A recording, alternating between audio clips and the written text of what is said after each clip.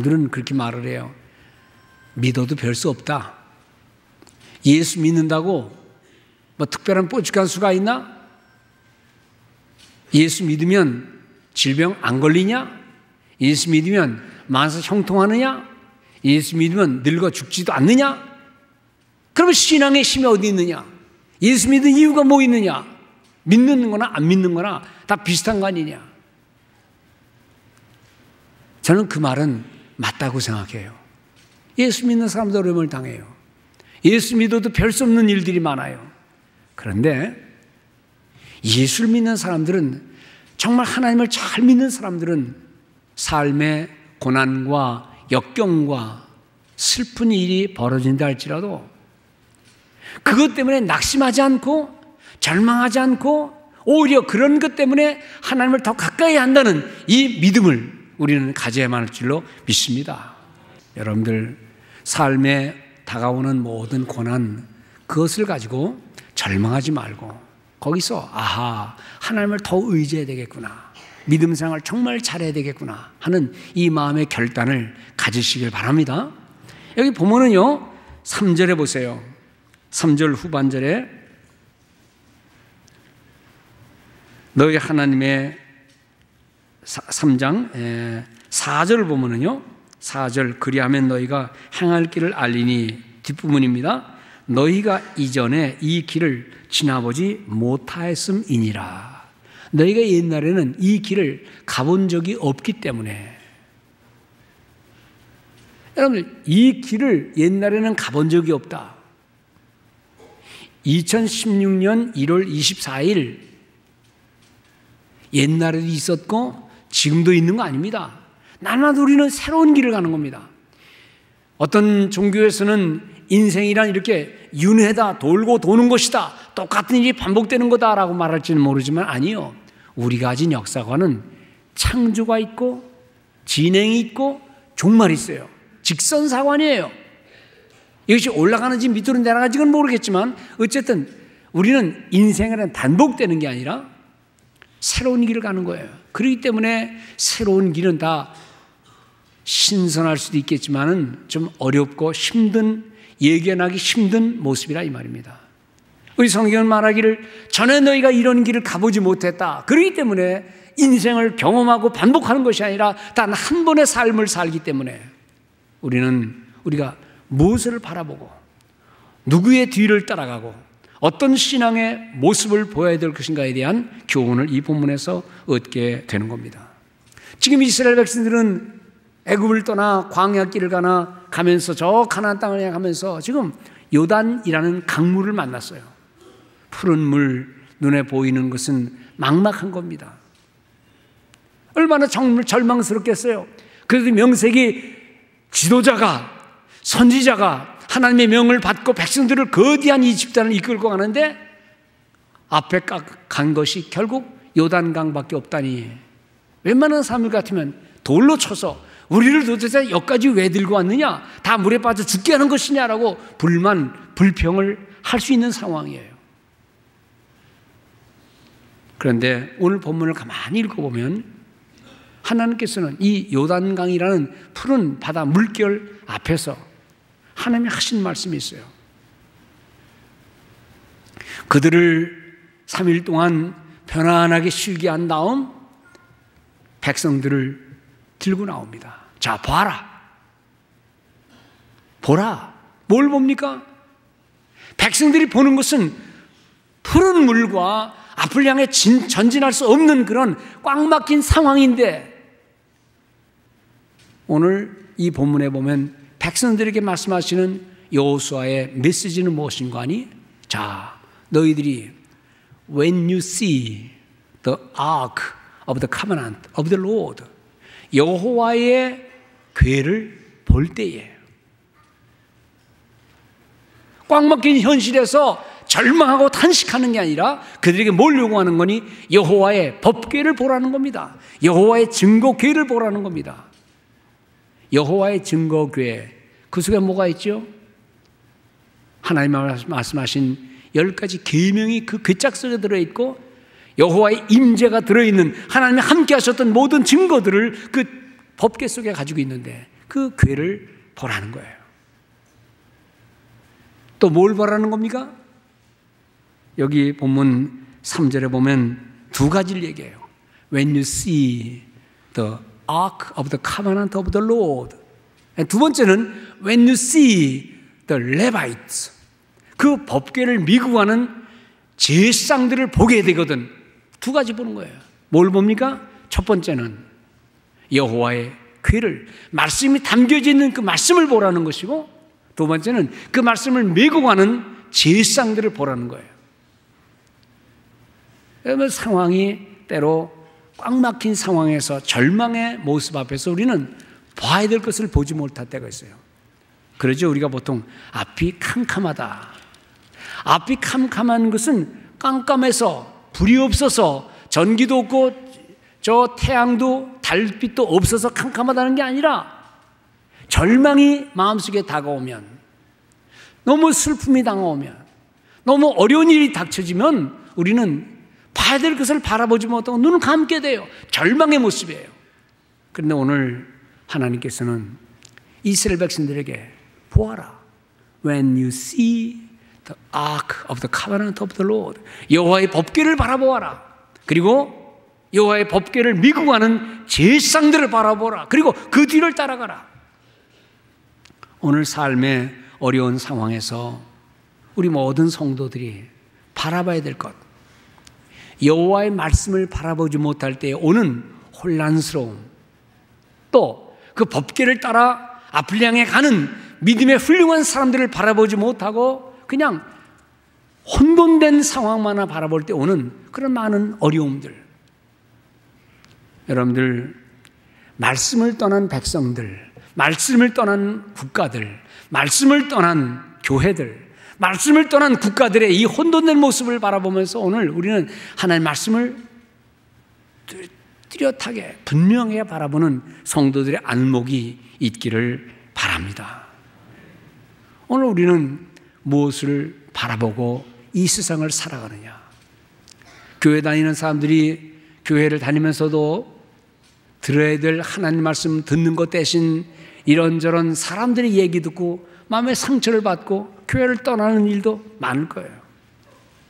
집중해야 할 예수 그리스도와 그의 말씀에 집중하지 못하고 그저 사람끼리의 관계 속에서 우리는 신앙을 약화하거나 에이, 믿음도 별거 없네, 교회도 별거 없네 라는 생각을, 말씀에 집중하지 못하는 모습을 갖게 된다면 오늘 이 본문은 우리에게 삶의 어려움과 고난이 올 때에 우리의 시선을 하나님 말씀, 그의 증거의 말씀으로, 그리고 그 말씀을 믿고 가는 저 헌신된 제사장들의 모습을 보면서 우리 모든 성도의 살아가는 길을 개척해 나가는 우리 모든 성도 되시기를 바랍니다. 말씀을 잃어버린 시대, 말씀을 잃어버린 청소년들, 말씀을 잃어버린 현대의 모든 모습들은 혼돈일 수밖에 없어요. 그러므로 오늘 이 말씀을 따라 오늘 우리에게 주어진 바른 시선을 갖고 마치 혹독한 시련의 시대에, 이리저리 많은 핍박을 받는 시대에 히브리서의 저자가 뭐라고 말합니까? 믿음의 주요, 로드, 모든 믿음의 주요, 우리 신앙의 주인이신, 우리 신앙을 온전케 하시는, 우리 신앙을 완벽하게 만들어주시는 예수를 향하여 우리의 시선을 집중하라. 믿음의 주요, 온전케 하시는 이인 예수를 바라보아라. 이 교훈이 우리의 삶에 적용되는 축복이 있기를 바랍니다. 시선을 다른 데 두지 말라는 거예요. 물론 사람들의 얘기도 들어야 되고 관심도 가져야 되지만 그런 것보다 가장 중요한 것은 우리 믿음을 주관하시는 우리 주님 앞에, 우리의 믿음을 온전케 하시는 주님 앞에 우리의 삶을 전폭적으로 헌신하면서 시선을 흐트리지 말고, 영어 성경에는요, Fix your thought on Jesus. 우리의 생각을 예수 그리스도에게 붙잡아 매라 이 말입니다. 여러분들, 교회, 교육의 특징이 그거 아닙니까? 가정교육의 특징이 그거 아닙니까?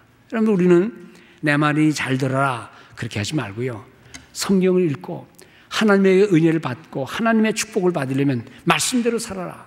그래서 우리 세대가 어떤 세대의 간격을 떠나서 모든 사람들이 하나님 말씀에 집중해 나갈 때 하나님께서는 이 삶의 모든 차이를 없게 해줄 줄 믿습니다.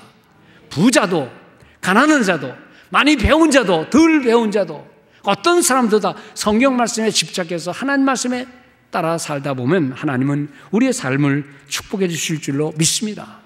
그러므로 하나님을 떠나간 세대, 하나님을 떠나간 가정, 하나님을 떠나간 교육, 말씀 중심의 교육이 아니면 이것은 어떻게 해결할 수가 없다는 겁니다.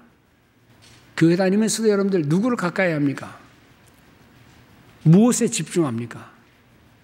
예수를 잘 믿는 장로님, 기도 많이 하시는 장로님, 선한 일을 많이 하는 훌륭한 주의 성도들을 가까이 하면서 그들과 동행하는 삶을 살면 실패하지 않지만 못된 얘기하고 세상 얘기나 하고 남의 흉이나 보는 거 얘기하고 이러쿵저러쿵 다른 소문에 귀를 기울이게 되면 전혀 신앙생활에 유익이 안 된다는 사실을 깨닫고 그저 주님 중심을 향해 나가는, 마치 이스라엘 백성들이 그 푸른 강물 앞에서 여호와의 궤를 바라보라, 여호와의 궤를 지고 가는 제사장들을 바라보라, 그렇게 강조하듯이 그저 하나님 중심의 삶을 살고 이 예배에 나온 우리 성도들이 믿음 생활 잘해서 세상 많은 사람들이 바로 여러분들을 바라보고 신앙의 생활로 갈 수 있도록 그렇게 믿음 생활해주는 성도들 되시기를 바랍니다. 말씀 순종입니다. 말씀 순종이에요. 성경은 우리에게 많은 요청을 합니다. 행하라, 하라, 가라. 그런데 이 사람들이 사람에게 하는 명령은 다 명령하는 사람의 유익을 위해 하는 겁니다. 남을 이용해 먹기 위해서, 이용하기 위해서, 자기의 속을 채우기 위해서 남에게 명령합니다. 그런데 성경의 명령은, 하나님의 모든 말씀은 우리 명령을 따라 행하는 성도의 복된 삶을 위해 한다는 사실을 잊지 마시기 바랍니다. 성경의 모든 명령은 바로 명령을 행하는 우리들의 유익을 위해 하나님께서 말씀하시는 것이지, 전능하신 하나님, 모든 능력을 가진 하나님, 모든 부유함에 부족함이 없는 하나님이 뭐로 인간들에게 명령합니까? 그것은 바로 우리 자신들을 위한 명령이라는 사실을 깨닫고 말씀에 순종할 때에, 마치 이스라엘 백성들이 보아라 그럴 때에 그 여호와의 궤를 보았고, 궤를 맨 제사장들을 바라보라 할 때 바라보았고, 그 뒤를 따라가라 해서 요단강 물에 발을 디디니까 요단강 물이 멈춰져서 길을 가고, 요단강 물을 지나갈 때에 거기 돌을 하나씩 짊어지고 가서 자기 각 성문에 세워둔 것처럼 하나님 말씀을 순종할 때 오는 이 복된 열매를 얻고 살아가는 성도들 되시기 바랍니다. 어느 회사에 사람들이 이제 필요하니까 아르바이트생들을 모집했나 봐요. 그래서 회사에서 여름방학 때 대학생들한테 아르바이트를 하라고 광고를 내니까 학생들이 왔어요. 월급도 잘 받고 열심히 방학 동안에 대학생들이 아르바이트를 하는데 어느 날 그 회사에서 내려오기를 이제 그만해라. 회사에 다른 일이 생기고 정식 직원들이 오니까 이제는 아르바이트생들이 필요 없게 돼서 그만둬라 라는 통지가 왔습니다. 일을 하던 청년들이 기분 나쁜 거예요. 아직 방학은 좀 남았는데 좀 더 일해서 돈을 벌 수 있는데 뭘 좀 더하게 하지 왜 그만두게 하는가. 그래가지고 투덜투덜 불평하면서 일을 그만둡니다. 이제 하던 일도 그냥 탁탁 내치고, 그리고 이제 그만두는데, 그리고 그들이 모여서 막 이리저리 불평하고, 아, 이거 뭐 일 시켰다가 이제 그만하라 그러니 이거 어떻게 하나 걱정들 하면서 이런저런 얘기를 하는데, 그 옆에를 지나가는 사장이 그 불평한 아이들 얘기를 다 들었습니다. 그리고 직원을 시켜서 그 아이들을 다 사장실로 오라 그랬습니다. 그래서 사장실에 불려온 젊은 대학생 아르바이트생들이 이제 왔는데 사장이 얘기합니다. 여러분 미안합니다. 여러분 끝까지 방학 다 될 때까지 일을 시켰으면 좋겠지만 회사 형편이 이렇게 됐으니 그동안 수고 많이 했습니다. 애를 많이 썼습니다. 그리고 이제 봉투 하나씩을 주는 거예요. 그러니까 이제 대학생들이 툭 받아서 그냥 가기도 하고, 받고 그냥 아무 소리 안 하고. 기분 나쁘잖아요. 중간에 일 그만두라 그랬으니까. 근데 마지막 한 학생이 꾸벅 절하더니, 사장님 너무 고맙습니다. 사실 이런 경험은 어디서 못했어요. 그리고 어차피 인턴 과정으로 다 경력에 들어가는데 이렇게 돈을 안 받아도 사실 했어야 되거든요. 그런데 일 별로 잘하지도 못했는데 이렇게 돈까지, 월급까지 주시니 너무 고맙습니다 하고 인사를 하고 나가는 거예요. 사장이 비서를 불렀습니다. 이리 와라. 지금 저 인사하고 나간 학생이 있지. 고맙다고 한 학생이 있지. 돈 안 받아도 될 좋은 경험을 하게 해주셨는데 돈까지 주시니 너무 고맙습니다 하고 저런 학생이 있지. 쟤를 불러라. 그리고 내일부터 계속 나오라. 그리고 쟤 학교 졸업하면 우리 회사에서 정식 직원으로 채용할 준비를 해라. 그러더라는 거예요. 여러분들, 사람이 똑같은 일을 경험하면서 살아가는 게, 그 가운데서 하나님이 말씀하신 대로 항상 기뻐하라. 쉬지 말고 기도하라. 범사에 감사하라. 어떤 일을 당해도 항상 감사, 기쁨, 고마움으로 누군가에게 항상 그런 걸 표현하면 하나님은 그런 사람을 축복해 주실 줄로 믿습니다. 여러분들, 우리는 삶의 모습에서 하나님 왜 이렇게 합니까? 왜 이런 데를 인도했습니까? 라고 말하는 게 아니라 어떤 절망의 순간에도 그저 말씀 중심의 삶을 살아가면 하나님은 더 좋은 길을 우리에게 주실 줄 믿고 믿음 따라 사는 성도들 되시기 바랍니다. 저도 경험에 우리 가정에서 사실 우리 식구들이 많았어요. 6남매입니다. 원래 7남매지만 우리 형님이 아주 어릴 때 세상을 떠나셨대요. 얼굴만 기억합니다, 제가. 우리 큰형님이 공무원 생활 혼자 하면서 다 밑에는 공부하는 학생들이에요. 저도 공부했고 다 공부해요. 그러니까 월급쟁이는 하나예요. 아버님은 예수 믿고 나서 사업과는 관계없고 돈 버는 건 관계없이 매일 전도만 다니시고 그저 교회 일이라면 그냥 몸 벗고 그냥 나와서 일하시고 전도, 선교, 기도 그밖에 없었어요. 그런데 어느 날 우리 큰형님이 직장에서 오더니 얼굴이 아주 어두워요. 그날 저녁에 가정예배를 드리는데 가정예배 드리면서 이제 형님이 그러시더라고요. 아버지한테, 아버지 이제 직장을 그만두게 됐습니다. 주일 문제 때문에 또 직장 생활하면서 술, 담배 먹고 사람들과 어울려야 되는 문제 속에서 계속 피하니까 있을 수가 없어서 그냥 사표를 냈대요. 버는 식구는 한 사람, 딸린 식구는 많고 우리 아버님이 직장을 그만뒀습니다. 그랬더니 할렐루야, 이제는 주일 마음대로 지키겠구나. 너 이제 기도도 많이 하고 성경도 많이 보겠구나. 가끔가다 주일날 빠졌거든요. 공무원인데 시도 때도 없이 불려나가고 또 술, 담배 먹는 자리, 위아래 사람 그 관계 속에서 참 힘들었던 것 같아요. 아버님이 직장 그만뒀다 소리 들으니까 할렐루야, 너 이제 주일날 안 빠지겠구나. 여러분들, 우리 형수님이 그 얘기를 듣더니 얼굴이 찡그리더라고요. 아니, 교회 가면 뭐 밥이 생깁니까? 주일날 안 빠지면 뭐 돈이 생깁니까? 당장 생계가 문제인데 그것 때문에 어려움이 있었어요. 형수님이 가게를 오픈해야 되겠고 또 저도 아르바이트를 했어야 되겠고 그것이 길게 갔어요. 나중에 물론 다시 짭을 잡았지만 근데 지금도 그 생각이 나는 거예요.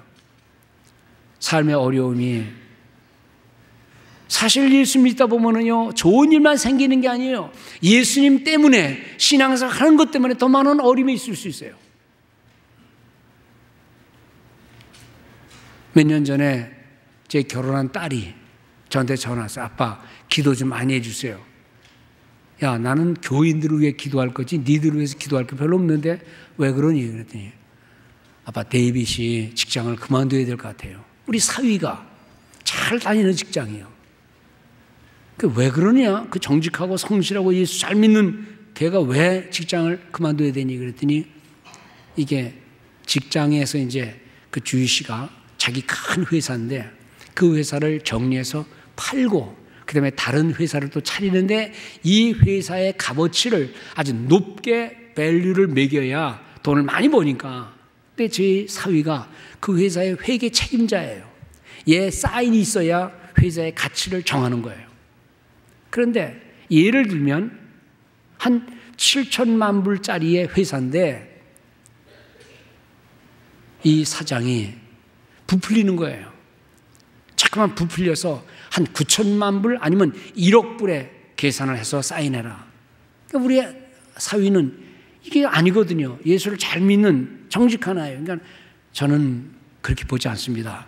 회계를 다 계산해봐야 이건 그렇게 값지 안 갑니다. 야, 내가 책임지니 무조건 사인해라. 그리고 올려라. 그리고 이거 나누면 될 거 아니냐. 그래서 그렇게 못합니다. 회사의 가치는 이거밖에 안 됩니다. 내가 책임진다니까. 그리고 모든 이익 되는 돈은 우리가 나눌 거니까. 너 잘릴래? 미국 상사 그러더래요. 이제 그거 가지고 이제 집에 와서 고민하는 거예요. 지 와이프하고 의논하고. 우리 딸이 또 저한테 전화해서 아빠, 이럴 때 어떻게 해야 돼요? 야, 정직하게. 걔가 회계 책임자니까. 나중에 문제가 생길지도 모르지만 문제가 생기지 않는다 할지라도 있는 대로 얘기하라고 그래라. 결국은 좀 이따 잘렸어요. 그러니까 걱정하지 마라. 옛날에 우리 아버지가 우리 형님이 잘리니까 할렐루야. 너 예수 더 잘 믿겠구나. 주일날 한 번 되지 안 범하겠구나. 그런 거와 똑같은 현상이에요. 이게 사람이요. 보고 들은 대로 하는 거예요. 그때 저도 기도 물론 했지요. 가정 아이들이 가장 생활이 어려워질 텐데 그 염려 안 하는 부모가 어디 있어요? 남 같으면 마음대로 쉽게 얘기하지만 자식은요. 여러 가지 생각을 하면서 얘기하게 되잖아요.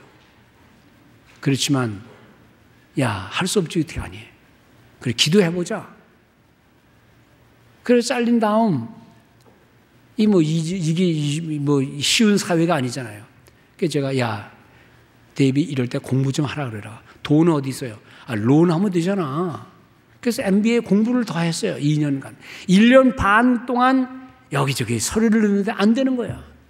그러면 당장 믿음 가지고 나왔으면 뭐가 빨리 다음 직장이 벌어져야 되잖아요. 근데 그것이 약이 됐어요.